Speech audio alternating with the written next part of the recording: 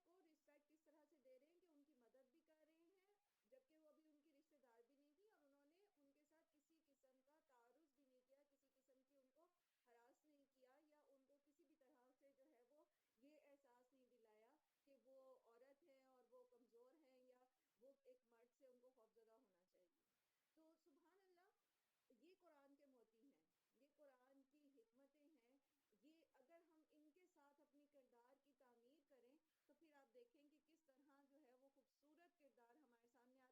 پھر آپ کو معاشرے میں چلتے پھرتے قرآن نظر آئیں گے. حضرت عائشہ رضی اللہ عنہا سے جب پوچھا گیا کہ محمد صلی اللہ علیہ وآلہ وسلم کا اخلاق کیسا تھا تو کیا کہا تھا انہوں نے؟ کانا خلقہ القرآن. محمد صلی اللہ علیہ وسلم کا اخلاق کیا تھا؟ قرآن. وہ چلتا پھرتا قرآن تھے. تو وہ چلتے پھرتے فقہی مسائل تو نہیں بتاتے پھرتے تھے نبی صلی اللہ علیہ وآلہ وسلم. لوگوں کو چلتے پھرتے ہر وقت جو ہے وہ صرف ڈوز اور ڈونٹس تو نہیں بتا رہے تھے، بلکہ پورے کا پورا قرآن جو ان کے اوپر نازل ہوا، آپ صلی اللہ علیہ وسلم نے اس کے سانچے میں اپنے آپ کو ڈھال لیا، چاہے وہ ایک استاد کی حیثیت سے ہو، چاہے وہ ایک باپ کی حیثیت سے ہو، چاہے وہ ایک شوہر کی حیثیت سے ہو، چاہے وہ معاشرے کے ایک فعال کردار کی حیثیت سے ہو، ایک حکمران کی حیثیت سے ہو، کسی بھی حیثیت سے. ٹھیک ہے، تو ہم نے بھی یہی کرنا ہے. نبی صلی اللہ علیہ وآلہ وسلم کی سنتوں پہ چلنا ہے نا، تو ہم نے بھی یہ آپ صلی اللہ علیہ وسلم کی سنت ہے کہ جو آیت آپ صلی اللہ علیہ وسلم پڑھتے تھے سیکھتے تھے پھر اس میں اپنے آپ کو ڈھالنے کی کوشش کرتے تھے. اور وہ تو ایک کامل کوشش تھی، ہم بہرحال کوشش تو کر ہی سکتے ہیں. آگے چلتے ہیں. آگے پھر موسیٰ علیہ السلام کو نبوت ملنے کا قصہ یہاں سے سٹارٹ ہوتا ہے. اعوذ باللہ من الشیطان الرجیم، بسم اللہ الرحمن الرحیم. فلما، پھر جب، اتاہا، وہ آیا اس کے پاس، نو دیا، وہ پکارا گیا، من شاطئ الوادی، کنارے سے وادی کے، الایمنی، دائیں جانب کی، فی البقعتی، جگہ میں، المبارکتی، برکت والی، من الشجرتی، درخت میں سے.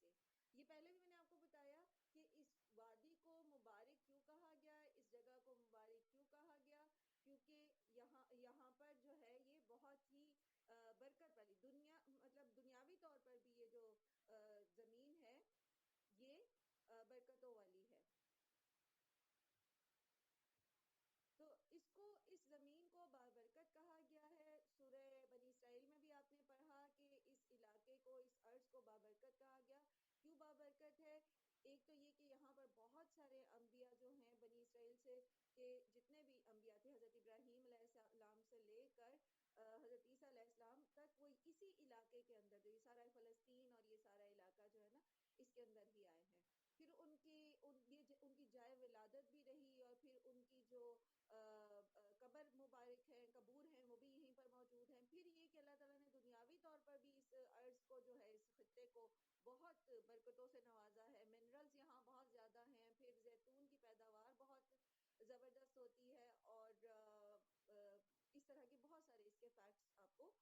تو یہاں پر کوہ طور کی بالخصوص بات ہو رہی ہے، جہاں پر موسیٰ علیہ السلام گئے اس روشنی کو دیکھ کر. تو وہاں پر بیسیکلی وہ روشنی جو تھی وہ ایک درخت میں سے نکل رہی تھی، اور اسی میں سے پکارا گیا موسیٰ علیہ السلام کو. لاسٹ ٹائم میں نے آپ سے کہا تھا کہ آپ اس کو گوگل پر سرچ بھی کر سکتے ہیں، تو آپ کو وہ حتیٰ کہ وہ جو درخت ہے وہ بھی ابھی تک جو ہے اس کے جو باقیات ہیں جو وہ نظر آئیں گے وہاں پر، کیونکہ انہوں نے چرچ جو ہے عیسائیوں نے وہ بنایا ہوا ہے، تو وہ اس کو سیو کیا گیا ہے وہ اس جگہ کو، تو آپ اس کو بھی دیکھ سکتے ہیں.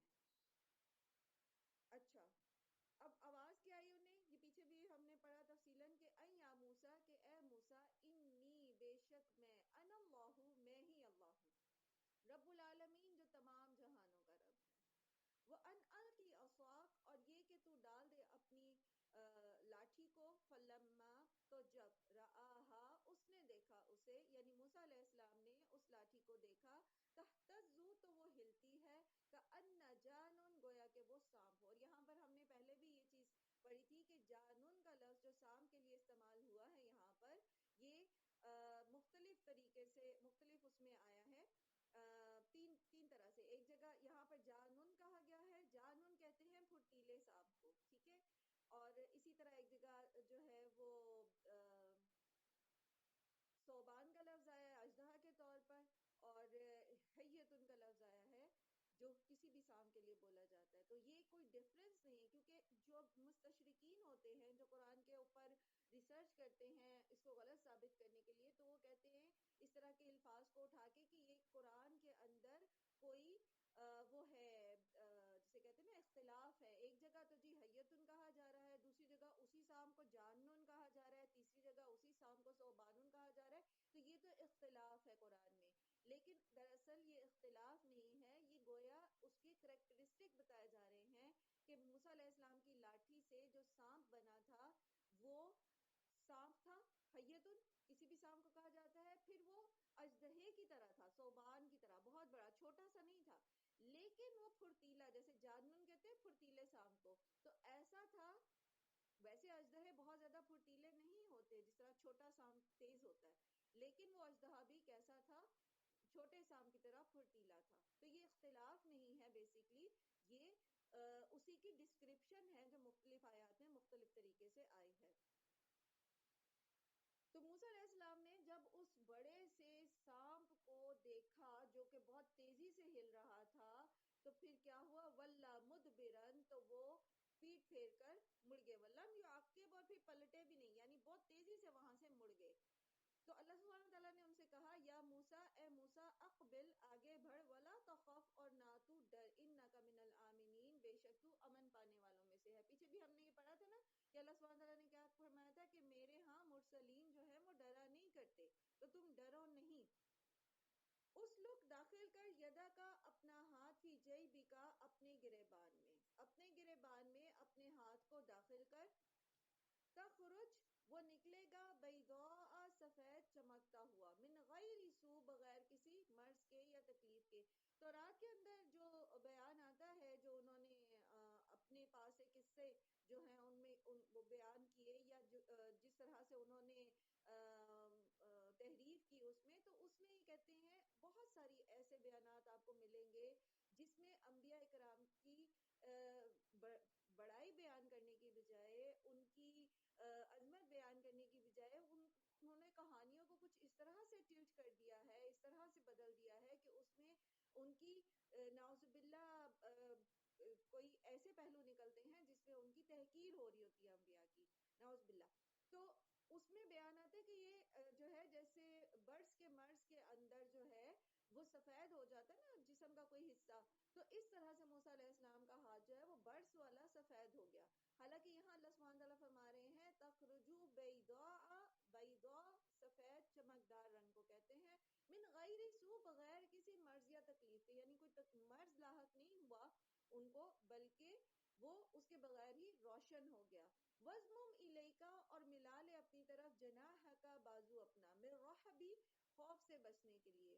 فَذَانِكَ، تو یہ دونوں، برہانانی، دو نشانیاں ہیں، من ربک، تیرے رب کی طرف سے، الی فرعون و ملائہ، اس کے فرعون کی طرف اور اس کے سرداروں کی طرف. اب یہاں پر جو لوگ گرامر پڑھتے ہیں وہ پہچان سکتے ہیں کہ زانی کا، ٹھیک ہے، زانی کا کیا کون سا صیغہ ہے؟ جی نعیمہ.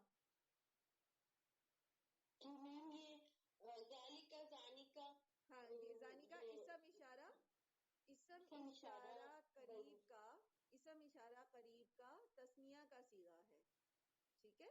اور اس کیوں یہاں تثنیہ کا صیغہ آیا ہے؟ کیونکہ آگے برہانانی، دو نشانیاں، دو دلائل، تو دو دلائل کی بات ہوئی ہے، تو پیچھے پھر اسم اشارہ بھی کیسے ہوگا؟ ہم نے کیا پڑھا تھا مرکب اشاری میں کہ جو دو جہاں جو اسم اشارہ اور مشارون علیہ جو ہے وہ ایک دوسرے کو فالو کریں گے، ٹھیک ہے. تو مشارون علیہ چونکہ مثنیٰ ہے، مذکر ہے، تو اس لیے اسم اشارہ بھی مثنیٰ مذکر آیا ہے، ٹھیک ہے. تو آپ ماشاءاللہ جو لوگ گرامر پڑھتے ہیں ساتھ ساتھ، تو آپ اس کو جہاں پر آپ کو سمجھ آتی ہے تو اس کو مارک کر لیا کیجئے ساتھ میں، ٹھیک ہے. یہ آپ کی ایک طرح سے پریکٹس بھی ہوتی چلی جائے گی اس کی. تو اللہ سبحانہ وتعالیٰ نے دو نشانیاں ان کو وہاں پر دی موسیٰ علیہ السلام کو، اور کہا کہ تم جاؤ فرعون اور اس کے سرداروں کی طرف، انہم، بے شک وہ، کانو ہیں وہ، قوما فاسقین، بہت ہی فاسق لوگ. یہاں پر ایک چیز جو سمجھنے کی ہے جو ہمیں فائدہ دے گی وہ یہ ہے کہ وَزْمُمْ إِلَيْكَ جَنَاحَكَ مِنَ الرَّحْبِ، اپنے ساتھ اپنے بازوں کو خوف سے بچنے کے لیے جوڑ لو. تو یہ فزیکلی ایک جیسچر ہے. جب انسان خوفزدہ ہوتا ہے تو آپ نے دیکھا ہوگا کہ جتنا زیادہ کوئی خوفزدہ ہوتا ہے تو وہ کیا کرتا ہے، اپنے آپ کو سمیٹ لیتا ہے، اور بالکل ایسے ایسے اپنے بازوؤں کے ساتھ اپنے آپ کو جکڑ لیتا ہے. تو یہ جو ایک جیسچر ہے یہ انسان کو فزیکلی کمفرٹیبل کرتا ہے خوف کی حالت میں. ٹھیک ہے. قولا تو موسیٰ علیہ السلام نے کہا ربی اے میرے رب انی بے شک میں قتل کیا میں نے منہم ان میں سے نفسن ایک شخص کو فاخاف تو میں ڈرتا ہوں ان یقتلونی کہ وہ قتل کر ڈالیں گے مجھے. یعنی یہ جس خوف سے موسیٰ علیہ السلام وہاں سے نکلے تھے مصر سے، جو بھی ہم پیچھے سارا قصہ پڑھ کے آئے، تو وہ اپنا وہ خوف جو ہے وہ ان کو اللہ سبحانہ تعالیٰ کو بیان کرتے ہیں کہ میں جو ہے وہ اس بات سے ڈرتا ہوں کہ وہ مجھے قتل نہ کر دیں.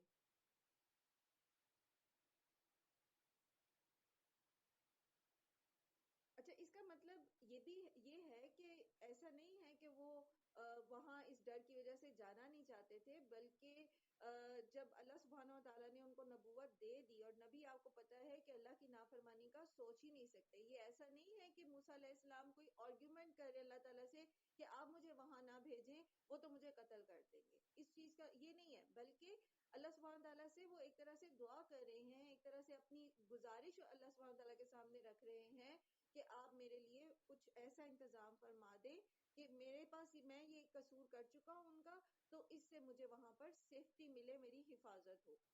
ٹھیک ہے.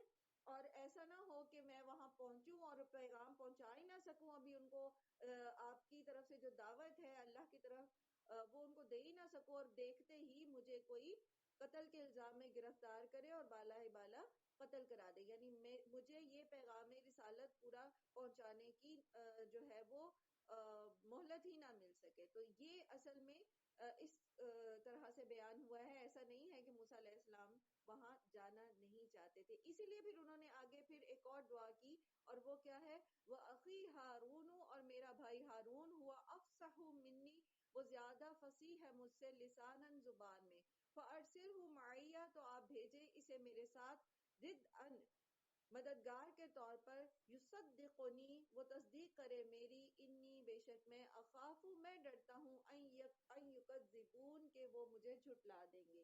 تو یہاں پر موسیٰ علیہ السلام نے ان کی اپنے بھائی کی جو ہے وہ مدد بھی ساتھ طلب کی کہ میرے ساتھ جو ہے میرے بھائی کو بھیجے. کیوں؟ کیونکہ وہ زیادہ اچھے سے بول سکتے ہیں.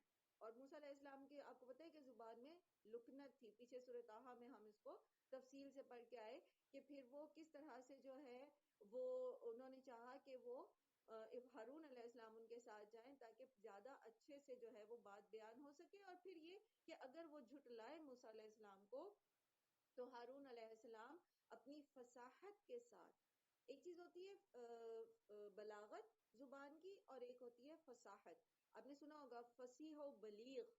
ٹھیک ہے.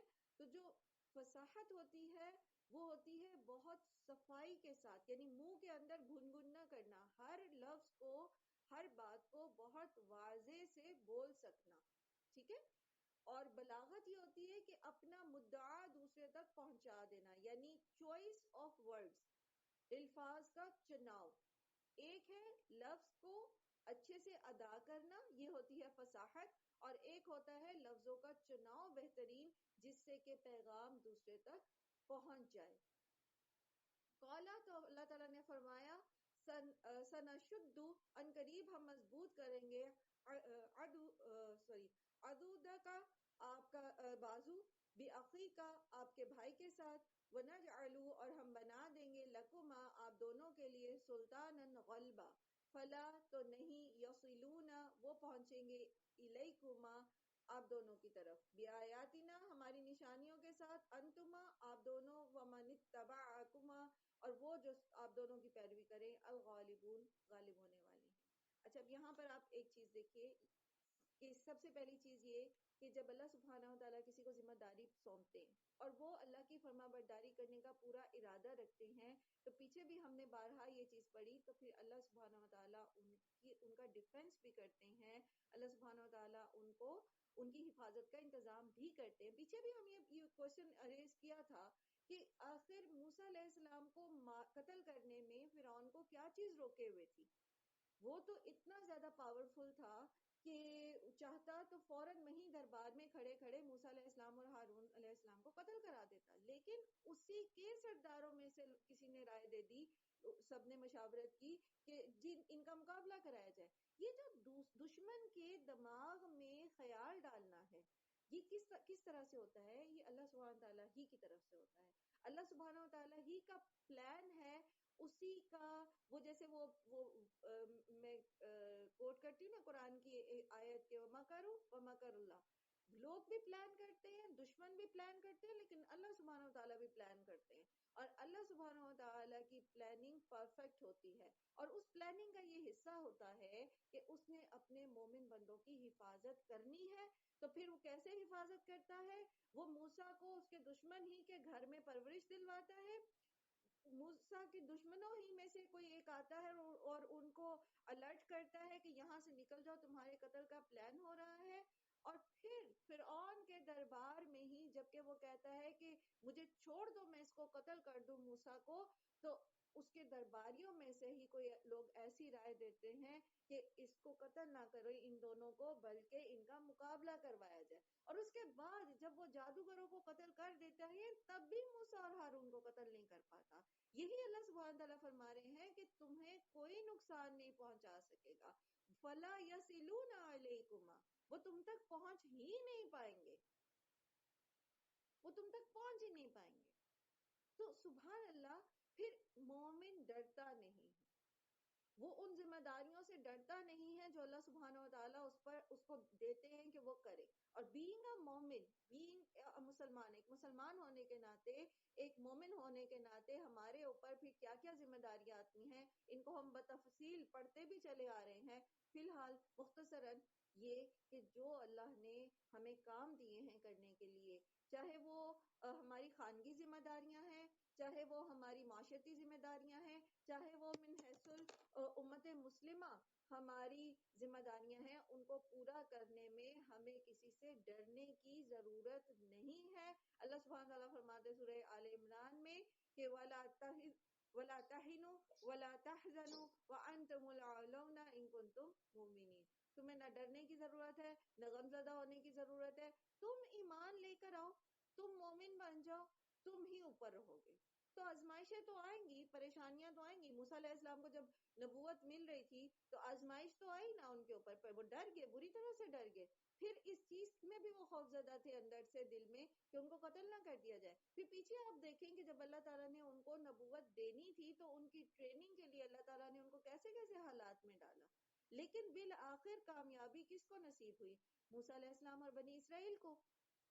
تو یہ چیز جب ہمارے اندر پختہ ہو جاتی ہے نا, پھر ہم دین پر عمل کرتے ہوئے ڈرتے نہیں ہیں.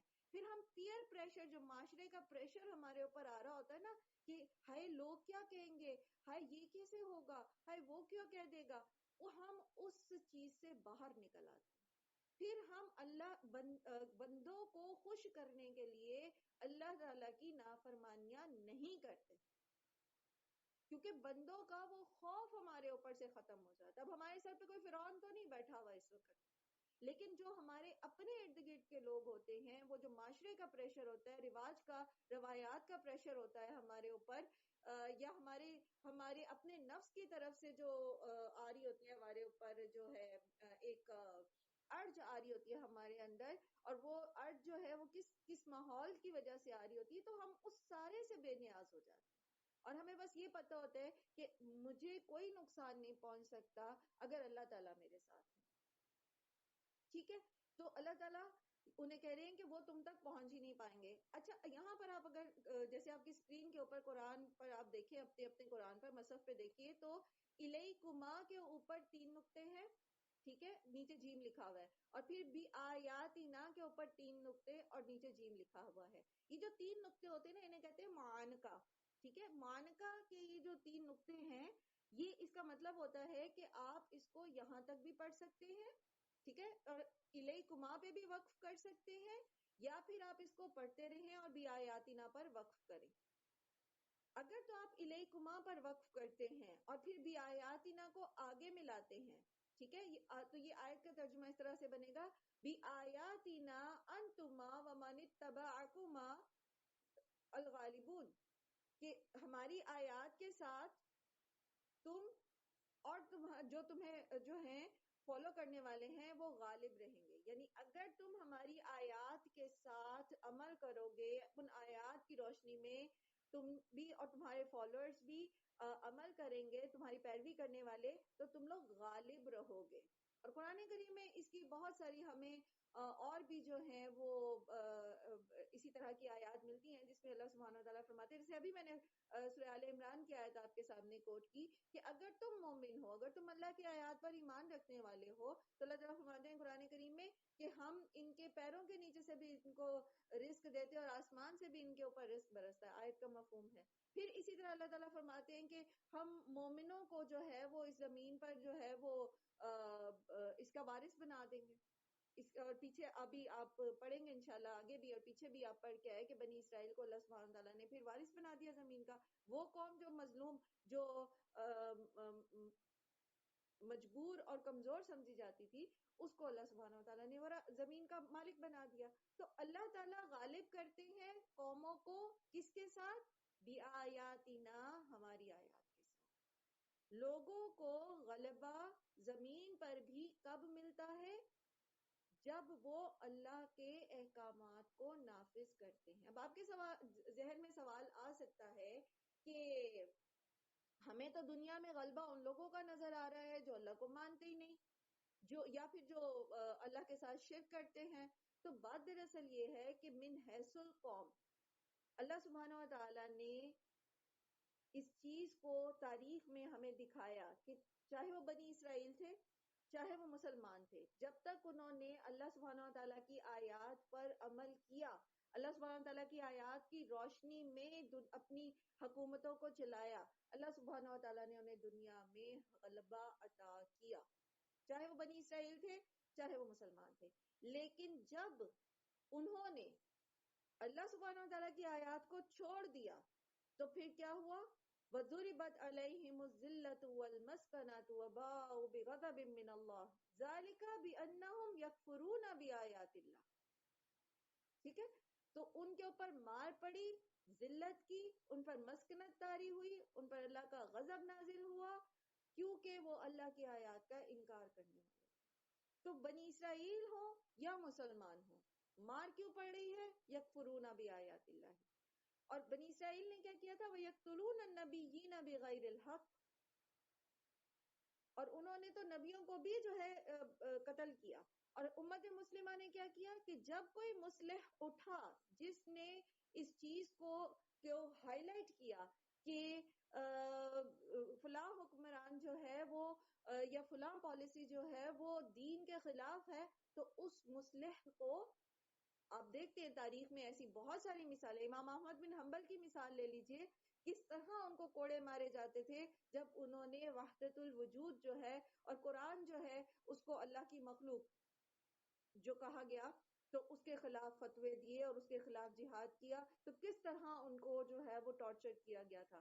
پھر اسی طرح آپ کے سامنے بہت ساری ایسی مثالیں ہیں. ریسنٹ ہسٹری میں آپ دیکھتے ہیں تو حسن البنا جو ہے ان کو جو ہے سزائے موت دی گئی. کیوں؟ کیونکہ انہوں نے مصر کے اندر اسلامی احکامات کے جو مذاق اڑائے جائے تھے ان کو ہائی لائٹ کیا اور اس چیز پر زور دیا کہ اسلامی حکومت ہونی چاہیے. اسی طرح سید قطب شہید کو، اسی طرح جو ہے آپ کے اپنے ملک میں بہت سارے ایسے واقعات ہوتے ہیں، پتہ ہی نہیں چلتا کہ وہ مصلح جو اٹھا تھا، جو صحیح بات کہتا تھا، وہ کدھر غائب ہو گیا.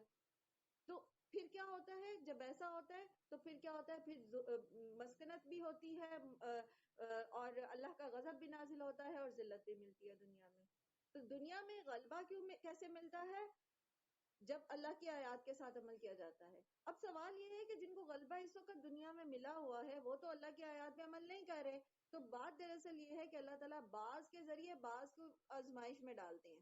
تو اب اس وقت اللہ سبحانہ و تعالیٰ کی جو نافرمان قوم ہے نا وہ مسلمان ہے، اور مسلمانوں کے اوپر جو سزا آ رہی ہے نا وہ پھر غیر مسلموں کے ذریعے آ رہی ہے. اور اللہ تعالیٰ بہت منصف ہیں، وہ کسی کا بھی حق رکھتے نہیں ہیں. تو دنیاوی طور پر چونکہ ویسٹرن کنٹریز یا جو یورپین کنٹریز یا دیگر ممالک ہیں although وہ اللہ تعالیٰ کو نہیں مانتے، لیکن دنیاوی طور پر انہوں نے عدل و انصاف کے قوانین کو پاس کیا، انہوں نے اخلاقیات جو مطلب بہت سارے جو کام ہیں معاشرتی فلاح کے وہ کر رہے ہیں. علوم اور فنون میں ترقی کر رہے ہیں تو اللہ تعالیٰ ان کو دنیاوی طور پر ترقی بھی دے رہے ہیں. لیکن مسلمانوں کو مار اسی لیے پڑ رہی ہے کہ انہوں نے اللہ کی آیات کا انکار کر دیا ہوا ہے پریکٹیکلی، عملی طور پر، کیونکہ قرآن کو ویسے تو وہ نگیٹ نہیں کر سکتے. سمجھ آ گئی بات کہ اگر ہم وقف کرتے ہیں علیکما پر تو پھر اس آیت کا مطلب یہ بنتا ہے کہ اگر تم اللہ کی آیات پر عمل کرو گے اللہ کی آیات کے ساتھ تمہیں غلبہ ملے گا. اور اگر ہم وقف کرتے ہیں بھی آیاتی نا پر تو پھر یہ ہوگا کہ جب اللہ کی آیات تمہارے سامنے ہیں، اللہ کی نشانیاں، اللہ کی طرف سے جو معجزے تمہیں دیے گئے تمہارے سامنے ہیں، ان معجزوں تک اور تم تک یہ فرعونی اور ان کے ملا جو ہیں وہ نہیں پہنچ سکے. فلما پھر جب جاءہم آئے ان کے پاس موسیٰ بھی آیاتنا ہماری نشانیوں کے، یعنی وہ جو 2 نشانیاں اللہ سبحانہ و تعالی نے ان کو دی تھی، تو وہ جب ان کے پاس آئے بھی آیاتنا بینات روشن نشانیوں کے ساتھ، کھلی نشانیوں کے ساتھ، قالو تو انہوں نے کہا ما ھذا الا سحر، نہیں ہے یہ مگر ایک جادو، مفترن گھڑا ہوا، وما اور نہیں سمعنا سنا ہم نے بہذا اس کے بارے میں فی آبائنا اپنے باپ دادا کے یا اپنے آباء و اجداد کے زمانے میں، الاولین جو پہلے گزر چکے ہیں. موسیٰ علیہ السلام ان کے پاس پہنچے تو انہوں نے بھی کیا کہا، جیسے کہ مشرکین مکہ کا یہ قول تھا کہ جی محمد صلی اللہ علیہ وسلم جو بھی کہہ رہے ہیں یہ جادو ہے، تو انہوں نے بھی جب موسیٰ علیہ السلام کی یہ نشانیاں دیکھی تو کیا کہا کہ یہ تو ایک جادو ہے. اچھا، اس میں یہ بھی یاد رکھیے گا کہ موسیٰ علیہ السلام کے دور میں جادو کا زور تھا. کبھی ہم دیکھتے ہیں نا کہ ان کو جو ہے وہ جادوگر جو ہے بلایا گیا اور کتنے بڑے بڑے جادوگروں کو بلایا گیا. تو ہر نبی کا جو معجزہ ہوتا ہے نا وہ اس کی قوم کے اندر جو ایکسپرٹیز ہوتی ہیں ان ایکسپرٹیز کے اکارڈنگ ہوتا ہے، یعنی جو اس قوم کی مہارت ہوتی ہے نا جس میں پھر اللہ تعالیٰ ان کو عاجز کر دیتے ہیں ان کی اس مہارت کے اندر. تو یہاں پر انہوں نے جب موسیٰ علیہ السلام کے یہ دیکھی نشانیاں تو انہوں نے کیا کہا کہ یہ تو کوئی کھلا جادو ہے. اصل میں یہاں پر جو لفظ استعمال ہوا ہے نا وہ ہے سحر مفترا، افترا کیا ہوا جادو. یعنی اگر اس کو جھوٹ کے معنوں میں لیا جائے تو اس کا معنی یہ بنے گا کہ یہ لاٹھی کا عذاب بننا اور ہاتھ کا چمکنا یہ اصل میں حقیقت میں بدلہ نہیں ہے، بلکہ یہ اسی طرح کا وہ جو نظر بندی کا جیسے پہلے میں نے آپ کو بتایا تھا نا کہ یہ اس طرح کا کوئی جادو ہے. اور اس میں جو ہے وہ لوگوں انہوں نے مطلب اس کو ایک عام جادو کے طرح سے سمجھا. لیکن پھر آگے آپ نے دیکھا کہ جب جادوگروں کے ساتھ موسیٰ علیہ السلام کا مقابلہ ہوا تو وہ جادوگر چونکہ اپنے علم میں ماہر تھے اس لیے انہوں نے اس چیز کو فوراً ریئلائز کر لیا، فوراً اس بات کو سمجھ لیا کہ یہ جادو نہیں ہو سکتا، کیونکہ یہ جادو کی کسی قسم سے تعلق ہی نہیں ہے اس کا. تو یہ لازماً پھر جو موسیٰ علیہ السلام بات کر رہے ہیں وہ درست ہے. وقال موسیٰ اور کہا موسیٰ علیہ السلام نے ربی میرا رب عالم زیادہ جانتا ہے بمن جاء اسے جو لایا ہے بالہدا ہدایت کے ساتھ من عندہ اس کے پاس سے جو آئے جو ہدایت کے ساتھ آیا ہے من عندہ اس کے پاس سے، ومن تکون اور جو کوئی ہے لہو اس کے لیے عاقبت الدار اچھا انجام گھر کا. تو موسیٰ علیہ السلام سے کہنے لگے کہ میرا رب زیادہ بہتر جانتا ہے اس شخص کے حال کو جو اس کی طرف سے ہدایت لے کر آیا ہے، اور وہی بہتر جانتا ہے کہ کس کا انجام اچھا ہونے والا ہے. انہ لا یفلح الظالمون اور بے شک فلاح نہیں پاتے ظالم لوگ فلاح نہیں پاتے. تو موسیٰ علیہ السلام نے یہاں پر بھی اپنی سچائی کو ثابت کرنے کے لیے کوئی لمبی چوڑی دلیلیں نہیں دی، بلکہ کیا کہا کہ میرا رب زیادہ بہتر جانتا ہے کہ سچ کے ساتھ کون آیا ہے. لیکن اصل معاملہ یہ ہے کہ ظالم فلاح نہیں پاتے، ظالموں کو کبھی فلاح نصیب نہیں ہوتی. اور فلاح سے مراد کیا ہوتا ہے؟ کامیابی. کون سی کامیابی؟ فلاح کون سی کامیابی؟ آخرت کی کامیابی. اچھا، فلاح کیوں کہا جاتا ہے اس کو؟ آخرت کی اس کامیابی کو فلاح کیوں کہا جاتا ہے؟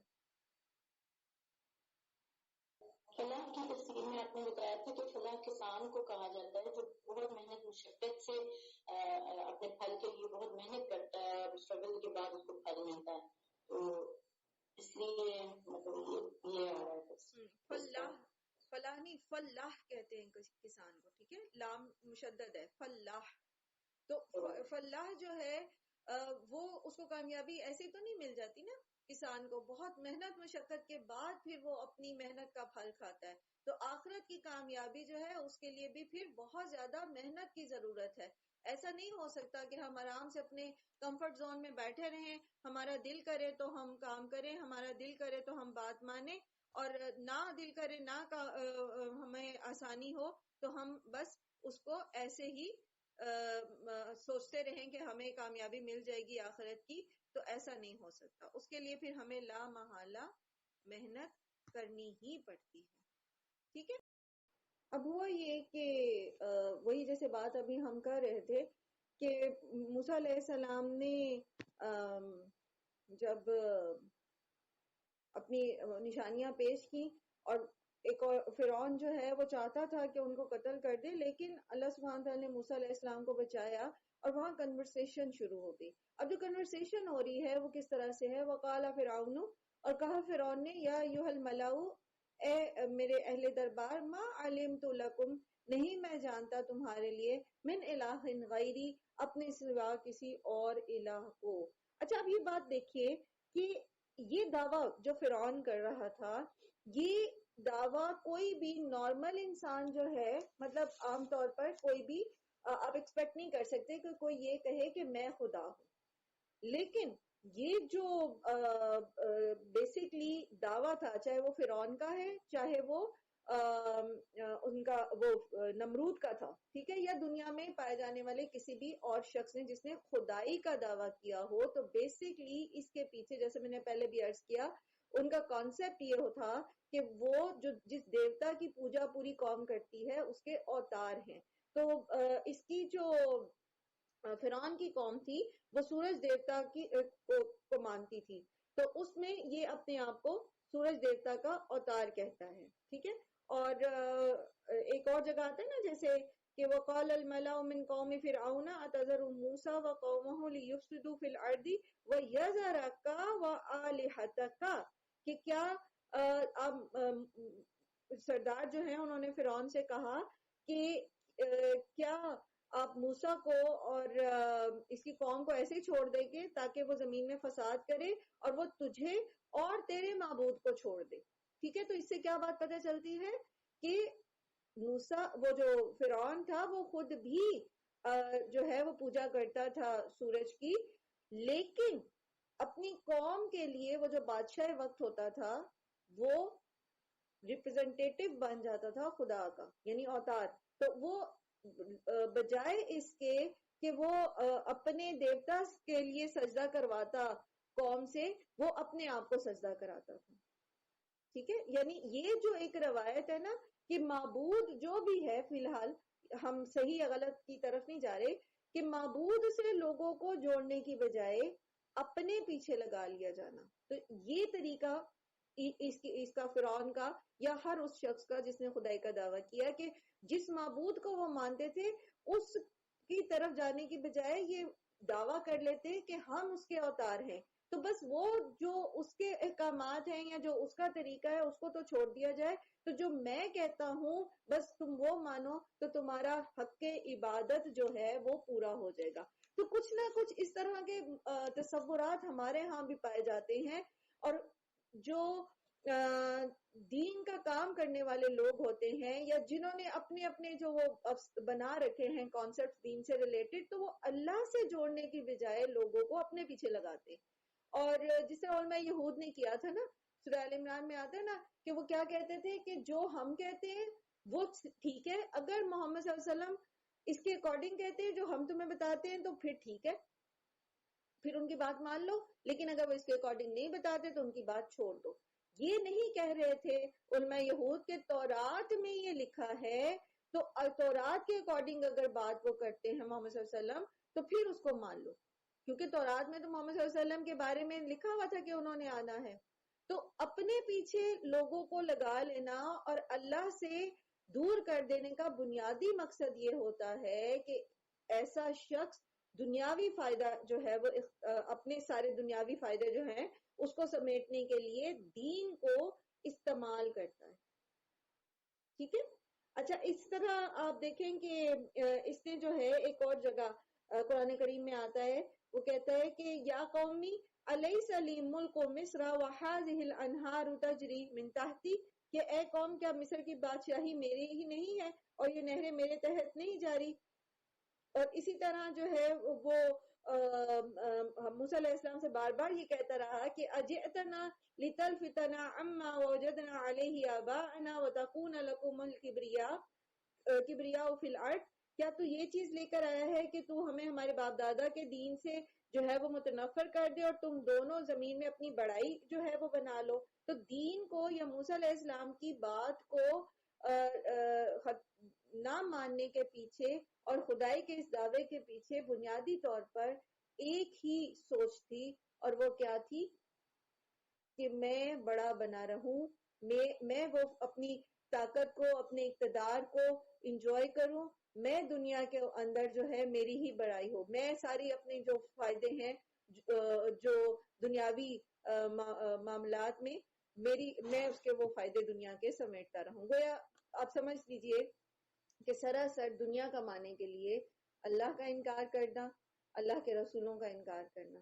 تو یہ جو سارا قصہ ہے اس میں ہمیں جو فرعونیت نظر آتی ہے, تو جب ہم کہتے ہیں نا فرعونیت تکبر, تو ہم اس کو سمجھتے ہیں کہ بس اس کے لیے کسی کو جو ہے وہ ایک فرعون جیسی مسند پہ بیٹھا ہونا چاہیے اور وہ لوگوں کو سولی پہ چڑھا رہا ہو اور وہ لوگوں کو قتل کرا رہا ہو, تو پھر ہی شاید فرعونیت ہوتی ہے.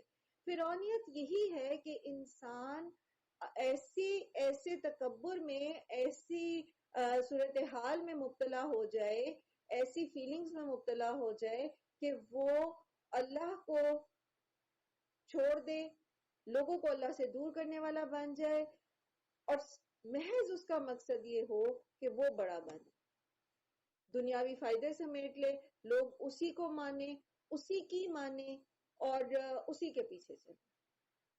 اب وہ خواہ کوئی بھی ہو, تو وہ ایک طرح سے فرعون ہی کا پرتو ہے, فرعون ہی کی جو ہے وہ ڈپلیکیٹ ہے.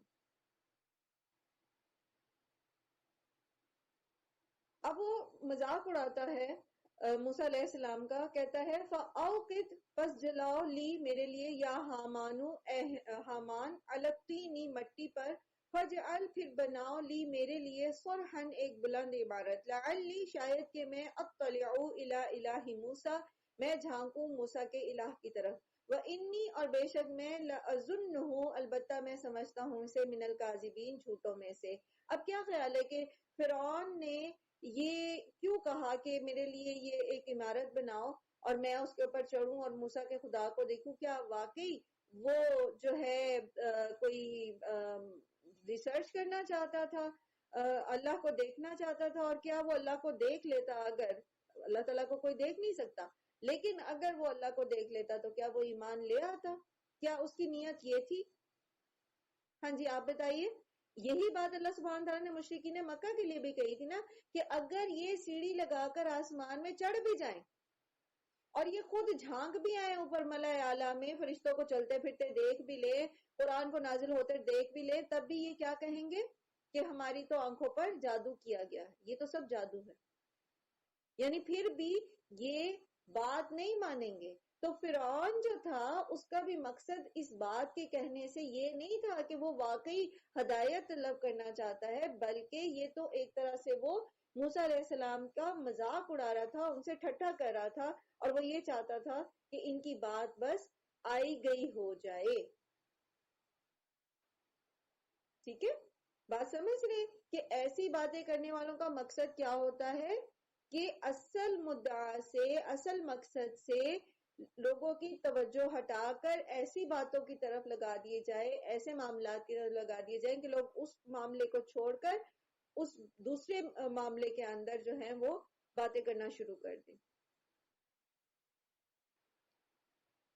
وَاسْتَكْبَرَ, اور اس نے تکبر کیا, ہوا اس نے, وَجُنُودُهُ, اور اس کے لشکروں نے, فِي الْأَرْضِ, زمین میں, بغیر الحق, حق کے بغیر حق کے, وَظَنُّوا, اور انہوں نے یہ گمان کیا, اَنَّهُمْ, کہ بے شک وہ, إِلَيْنَا, ہماری طرف, لَا يُرْجَعُونَ, وہ لوٹائے نہیں جائیں گے. اور یہ جو سارا قصہ ہے, یہ جو ساری ایک ڈیوریشن اس کی ہے یہ جب موسیٰ علیہ السلام وہاں گئے اس کے دربار میں، اور اس کے بعد پھر انہوں نے موسیٰ علیہ السلام نے اس کو جو ہے تبلیغ کی، پھر بنی اسرائیل کے ساتھ لے جانے کی بات کی، اور پھر جب موسیٰ علیہ السلام بنی اسرائیل کو مصر سے لے کے نکلے، اس کے دوران کافی سارے سال ہیں، ٹھیک ہے.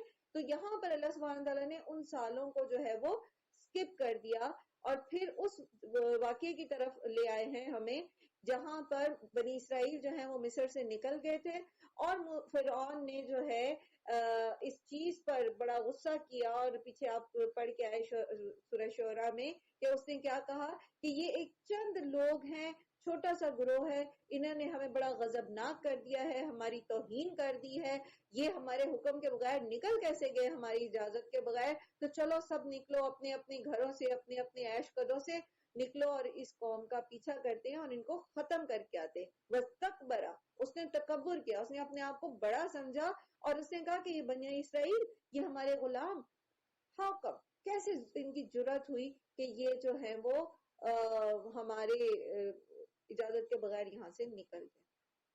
کہ لشکر بھی ایسا ہی متکبر تھا، اس کے جیسا کہ آپ مطلب تصور کر سکتے ہیں کہ کس طرح کے وہ لوگ ہوں گے. تو اللہ تعالیٰ فرماتے ہیں کہ ان کا تو یہ گمان تھا کہ ہماری طرف نہیں لوٹیں گے، لیکن ہوا کہ اصل میں فَأَخَذْنَاهُ، تو پکڑ لیا ہم نے اسے، وَجُنُودَهُ، اور اس کے لشکر کو، ہم نے اسے اور اس کے لشکر کو پکڑ لیا.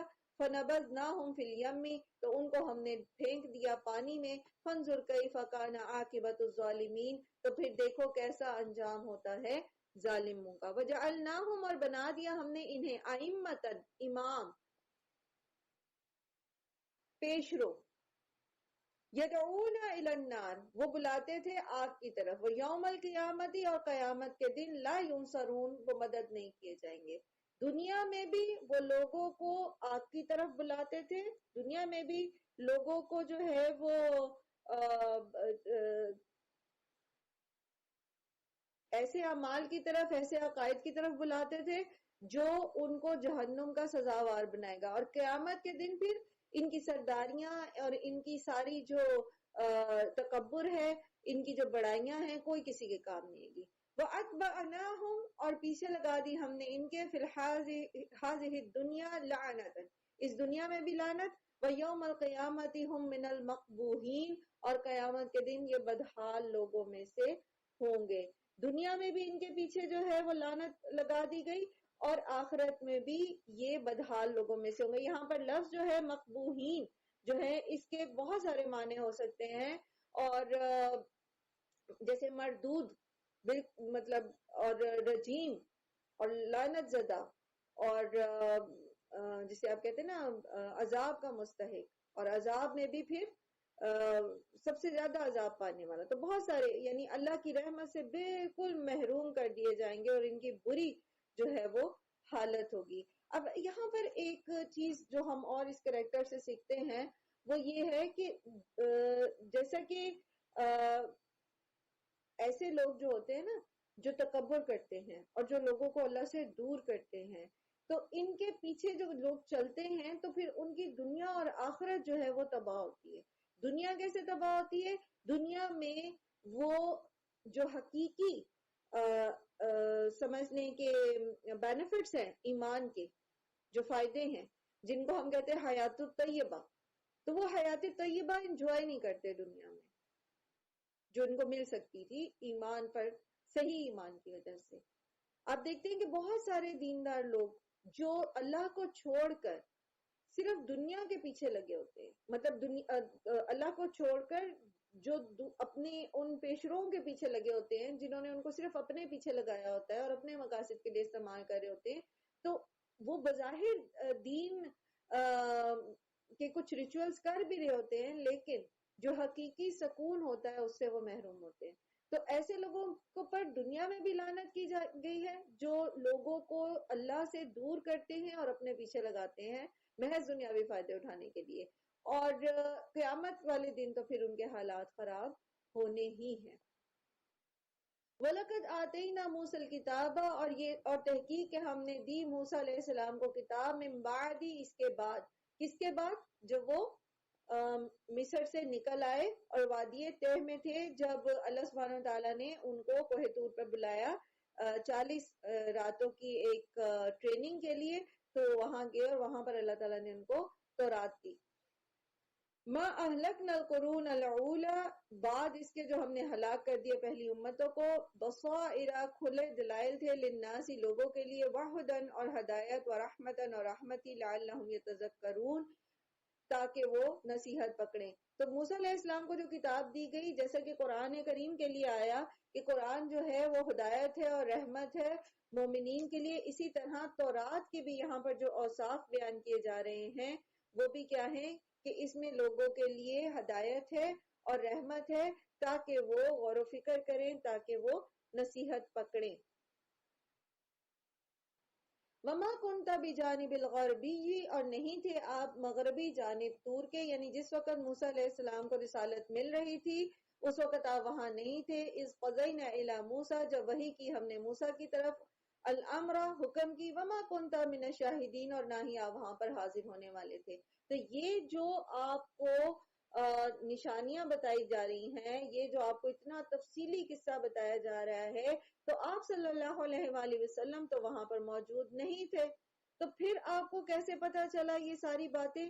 تو بات دراصل یہ ہے کہ اصل میں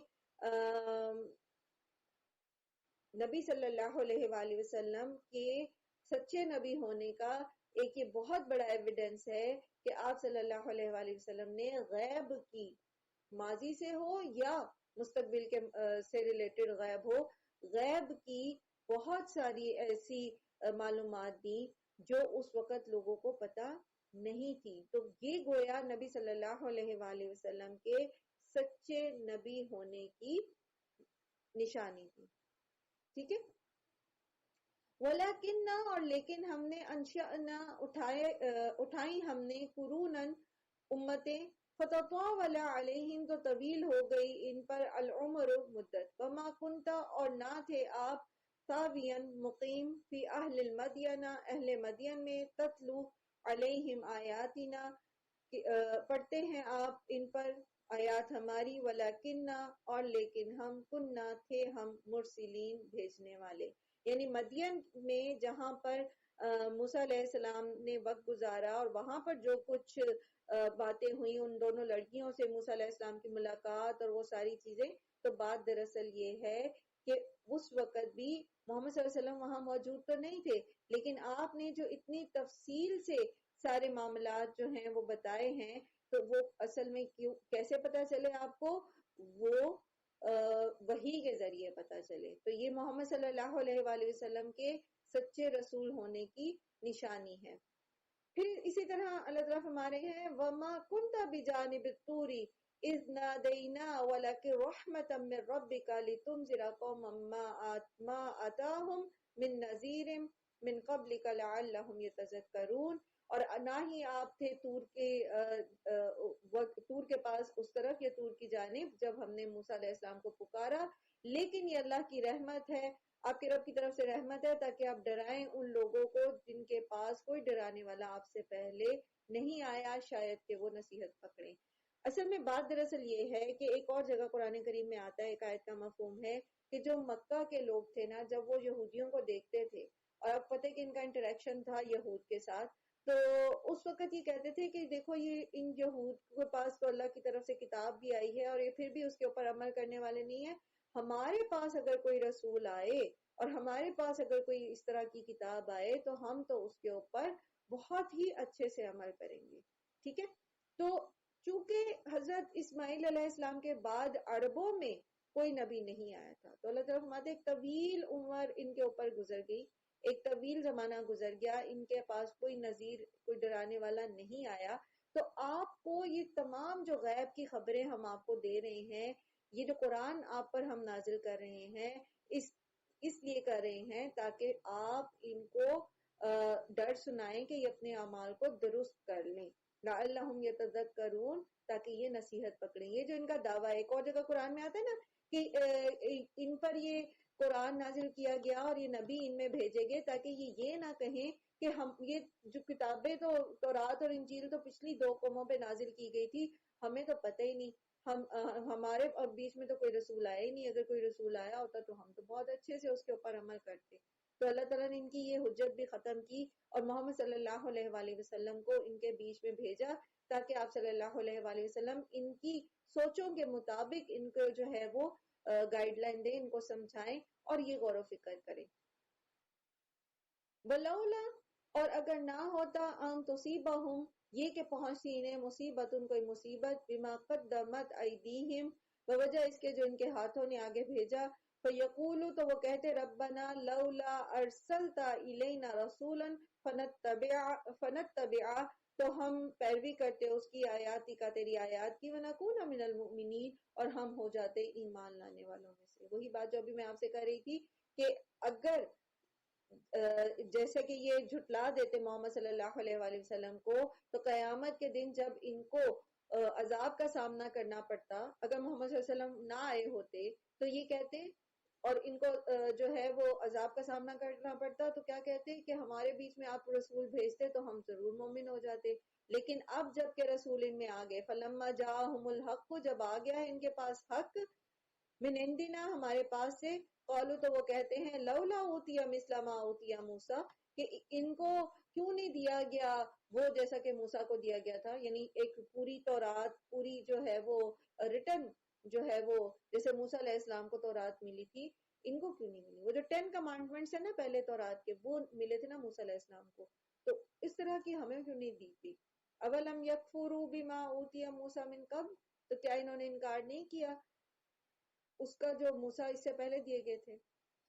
یعنی جیسے موسیٰ علیہ السلام دیے گئے تھے تو ان کا بھی انکار کر دیا گیا تھا. جب تورات ان کو مل گئی تھی یا جو نشانیاں اللہ سبحانہ وتعالیٰ نے ان کو دی تھی وہاں پر، تو ان کا بھی انکار کر دیا گیا تھا. اصل میں قالو، انہوں نے کہا تھا سحرانی تظاہرا، یہ تو دو جادو ہیں جو ایک دوسرے کی مدد کرتے ہیں.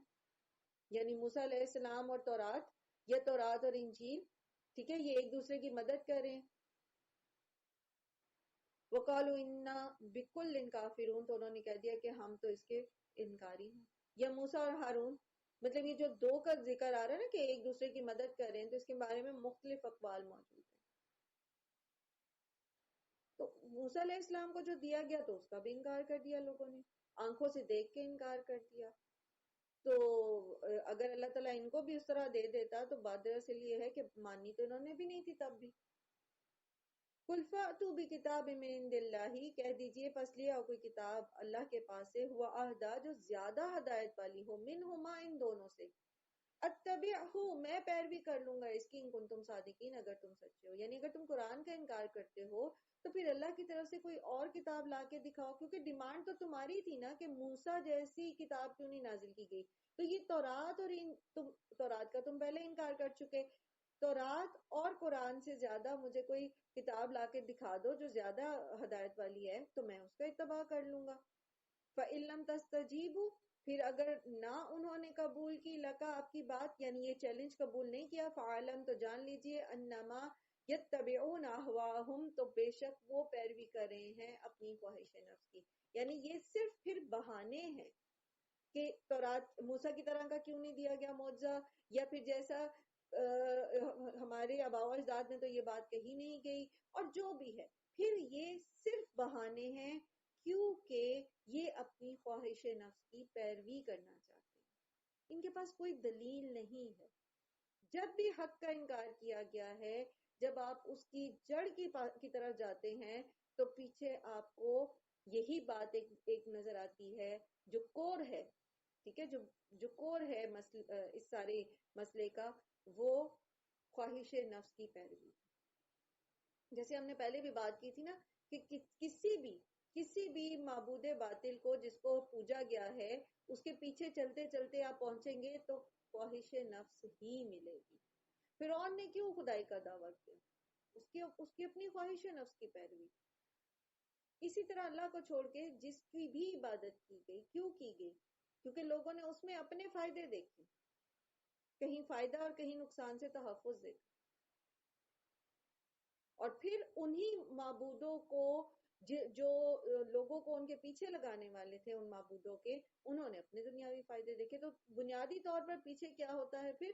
خواہش نفس ہوتی ہے. تو یہاں بھی اللہ تعالیٰ نے پھر اسی کو ہائی لائٹ کر دیا کہ دیکھ لیں یہ آپ کس بات کا جواب نہیں دے سکیں گے. obviously کوئی تھی نہیں ان کے پاس دلیل, تو اگر یہ نہیں دیتے نا آپ کے اس چیلنج کا جواب, تو آپ اس چیز کو جان لیں کہ یہ صرف خواہش نفس کی پیروی کرنے والے ہیں. وَمَنْ أَضَلُّ مِمَّنِ اتَّبَعَ هَوَاهُ بِغَيْرِ هُدًى مِّنَ اللَّهِ, تو پھر اس سے زیادہ گمراہ کون ہوگا جو اپنی خواہش نفس کی پیروی کرے بغیر اس ہدایت کے جو اللہ کی طرف سے آئی ہو. تو خواہش نفس کیا ہوتی ہے یہ ہم بہت استعمال کرتے ہیں. اور ایک جگہ اور قرآن میں جہاں جو آپ نے پڑھا کہ ارائیت من اتخذ الہہ ہواہ, کہ کیا دیکھا نہیں تم نے اس شخص کو جس نے اپنی خواہش نفس کو خدا بنا رکھا ہے, معبود بنا رکھا ہے. تو یہ خواہش نفس جو ہے یہ ہے کیا, اور کیا یہ ہمیشہ بری ہوتی ہے؟ جیسے وہ سورہ یوسف میں آتا ہے نا, ان النفس لامارۃ بالسوء, کہ نفس تو ہمیشہ برائی ہی کی طرف بلاتا ہے. تو کیا پھر اس خواہش نفس کو ہم کنٹرول کر سکتے ہیں؟ ہم اس کو اللہ کی احکامات کے تابع کر سکتے ہیں؟ جیسے یہاں اللہ تعالیٰ فرما رہے ہیں کہ اس سے زیادہ بھٹکا ہوا کون ہے جو خواہش نفس کی پیروی کرے بغیر اللہ کی طرف سے ہدایت کے. یعنی خواہش نفس جو ہے اس کی پیروی مطلقاً بری نہیں ہے. کب بری ہو جاتی ہے؟ جب وہ بے مہار چھوڑ دی جاتی ہے, جب نفس کو قابو کر لیا جاتا ہے, نفس لوامہ کو طاقتور کر کے, نفس امارہ کو کمزور کر کے اس کو تابع کر لیا جاتا ہے اللہ تعالیٰ کے احکامات کی روشنی میں. پھر جو آپ کے اندر سے آئیڈیاز آتے ہیں, جو آپ کے اندر سے آپ کا دل چاہتا ہے, آپ کے خیالات ہوتے ہیں, پھر آپ اس کو فالو کر رہے ہیں, تو اس میں کوئی قباحت نہیں ہے. مثال کے طور پر ایک خواہش نفس وہ ہے جو اللہ کی ہدایت کے بغیر ہے. آپ زینت کے اظہار کی بات لے لیجیے, ٹھیک ہے, آپ کا دل کرتا ہے, یا کسی انسان کا, کسی عورت کا دل کرتا ہے کہ وہ فیشن کرے اور ڈریس اپنا جو ہے وہ جس طرح کا شارٹ ڈریس پہن لے یا وٹ ایور, یہ اس کا دل کر رہا ہے نا, یہ اس کی خواہش نفس ہے. لیکن یہ کیا ہے؟ اللہ کی نافرمانی والی ہے, اللہ کی ہدایت کے بغیر والا ہے. ڈریسنگ کرنا تو ہماری فطرت میں ہے, لیکن اب اس کے لیے دل کیا کر رہا ہے کہ بغیر پردے کے باہر نکل جائے, مثال کے طور پر زینت کا اظہار کرے. تو یہ تو ہے اللہ کی ہدایت کے بغیر دل کرنا. اور پھر ایک وہ عورت ہے جس کا دل یہ چاہتا ہے کہ وہ باہر نکلے تو پورے حجاب کے ساتھ, پورے پردے کے ساتھ نکلے. اب یہ دونوں دل ہی کر رہے ہیں, دونوں خواہش نفس ہی ہیں, لیکن ایک کی کون سی خواہش نفس ہے؟ اللہ کی ہدایت کے بغیر. اور ایک کون سی خواہش نفس ہے؟ اللہ کی ہدایت کے ساتھ. تو خواہش نفس یعنی دل کی خواہش, ہر دل کی چاہت کو رد نہیں کرنا کا حکم, بلکہ دل کی اس چاہت کو رد کرنے کا حکم ہے جو اللہ کی ہدایت کے بغیر ہو, جو اللہ کی نافرمانی والی ہو. ان اللہ لا یہدی القوم الظالمین, اور بے شک اللہ تعالیٰ ظالم قوم کو ہدایت نہیں دیتا. جو ظالم کون ہے؟ جو حق کو جھٹلا دے, جو اللہ تعالیٰ کی نافرمانی میں تیزی کرے اور اس کے خلاف سرگرم رہے, اور اپنی خواہش نفس کے پیچھے لگ کر حق کو نہ مانے. انشاءاللہ کل ہم اس سے آگے پڑھیں گے آیت نمبر 51 سے انشاءاللہ. اور ہم سبحانک اللہم و بحمدک نشہد ان لا الہ الا انت نستغفرک و نتوب الیک. السلام علیکم و رحمۃ اللہ وبرکاتہ.